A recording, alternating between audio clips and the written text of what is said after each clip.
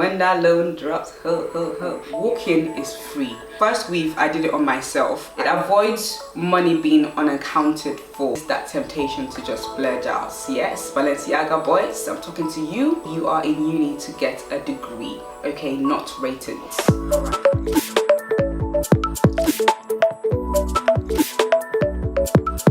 Hi guys, welcome to the Mo Chunk Show. So this video is going to be another one in the uni series. You may or may not know I've done 2 university experience videos. I've done one where it's more explainy, and I've also done one where it's more showy and giving you a visual of what university life is actually like. Make sure you guys check those out if you're looking for like a real illustration of the university experience. This video is all about finances. Now, finances are a big part of university life. A lot of you are going to university this September. Congratulations to all of you guys on making it, and you're gonna probably want to know how to actually manage this new financial situation that you're going to find yourself in. For the most part, when it comes to September, when that loan drops, a lot of you may not have seen that many zeros in your bank account. You know, no shade, just kind of keep it real, okay? Your bank account is going to grow when your loan comes, and the crazy part about it now is that for you guys coming to university this year, there is no maintenance grant, it's all loan. Although it's split into 2, I believe, but it is all a loan, which is the more reason why you need to know how to actually manage your finances and stay on top of saving and budgeting and things like that. So I'm going to give you my top tips on managing your financial situation, so in the middle of the year you don't end up having to eat noodles or bread for dinner. I hope you guys like this video. Stay tuned and enjoy. Now, I'm actually going to drop a little disclaimer because a lot of you might be wondering what's happened to Moa's hair. I did not cut my hair. I just did a wash and go this morning, meaning I did not manipulate my wave pattern in any way. I literally just washed it and voila, I thought I'd try something new. I hope you guys like it actually. My number one tip, and I believe this is something I did more in second year, but I did find that it did help my finances a lot more. You as a university student need to open 2 accounts. That looks like 4, 2. Now, the reason I say this is that some of you probably have jobs, and you might have a job when you get into university, and you might already have money in your account. Sometimes when the loan drops and you add it to what's already in your account, the excitement is a bit too much and you actually think you have more money than you have. At the end of the day, the student loan and the maintenance loan is not yours. It's for a purpose. It's for university. It's for you to look after yourself in university. So I believe making a separate account to say like, right, this is government money and this is my money, will really help you to minimize the need to splurge and actually spend the government money on things that is actually meant for, like your rent, in things like weekly shopping and weekly maintenance, books for university and things like that. So how do you manage those 2 accounts? Transfer money when needed. This is actually what a friend of mine, Ogechi, shout out to her. I found that she did that a lot, and I actually started to adapt the same thing as well. So I put all my loan in my separate account, and then if I need like a weekly shop, so like my weekly budget, say like £40 or so, I will transfer it over, do my shopping as needed. So that way you actually keep tabs on what's going in and what's going out, rather than every time just put your card in, just put your card in, just put your card in. Sometimes it's not real and you just feel like there's just, I don't know, being transferred, and then you look at your account like, where did all this go? So it avoids money being unaccounted for. Number 3, you need to budget weekly. It might be something that, I mean, first years they don't really pay attention, because I as a first year did not really pay attention to my finances that much. I was a bit gassed. But if you as a first year can cultivate the habit of budgeting weekly, right? What do I need to get this week? What shopping do I need to get this week? What books do I need to get this week? Where am I going this week that's going to need money? Write it down and make sure you stick to it. Number 4, I'm a very big believer in writing things down, because I feel like sometimes things escape our minds and it's not until we write it down that it becomes real. So what I actually do is, as I spend, I write. It doesn't matter how small it is. McDonald's, £3, and I would usually put in it's in my notes. I don't know whether you guys won't be able to see it, but what I do is I put week starting McDonald's, £3, pen, £1.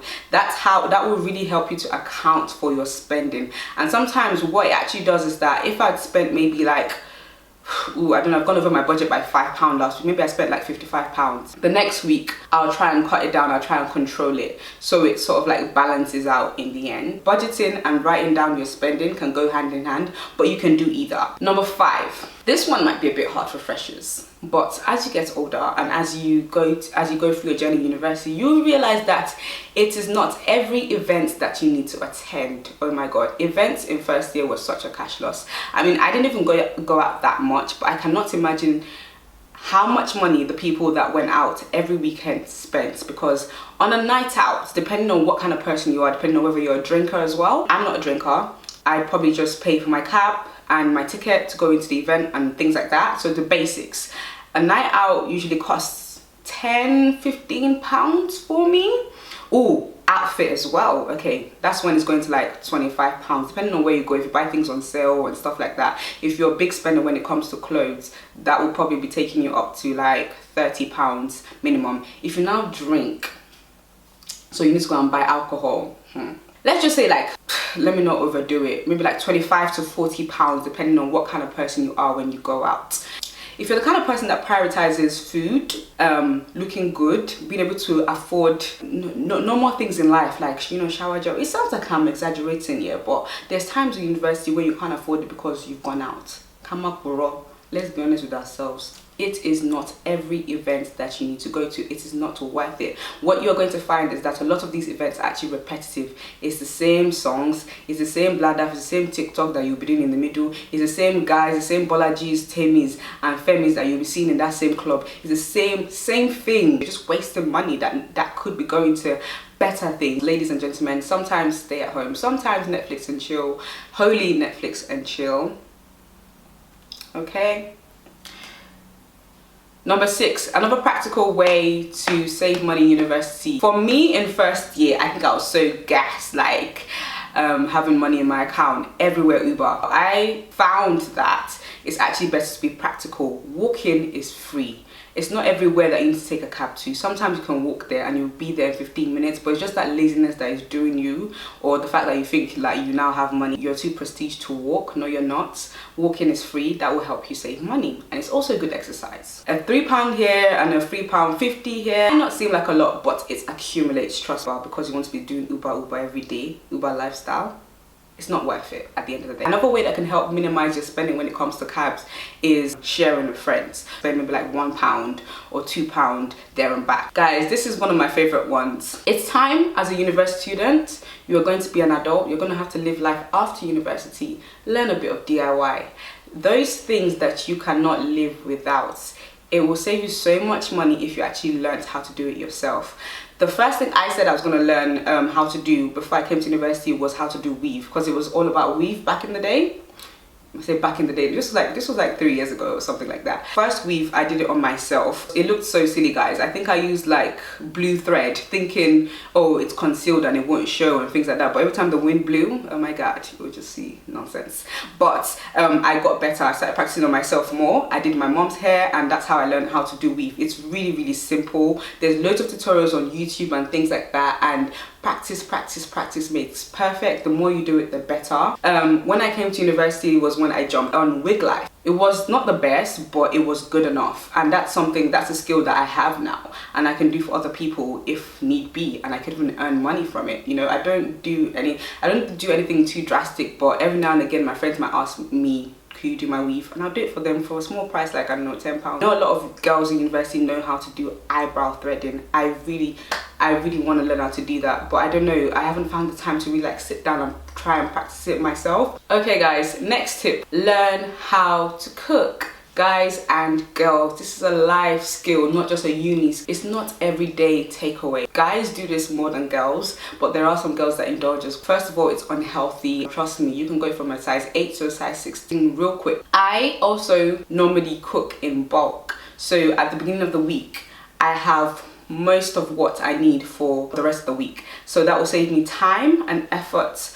When it comes to cooking, I won't really be lazy and end up having to order something because it's already in the freezer or it's already in the fridge for me. Last but it's definitely not the least, I guess it's something that actually should have come at the beginning of the video, but I think I just skipped it in my notes. Prioritize, guys. I know for the most part, like I mentioned at the start of the video, a lot of you have not seen this much money in your accounts before, and there is that temptation to just splurge out. Yes, Balenciaga boys, I'm talking to you. And on Weave girls, I'm talking to you. you, I see you really want to come and show out to university.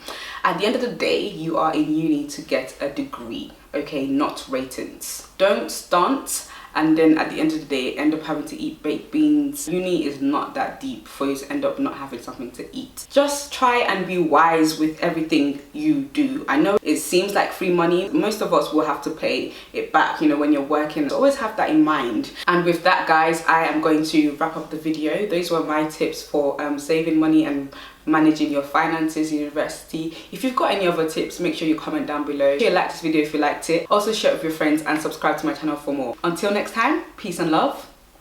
Peace and chunks.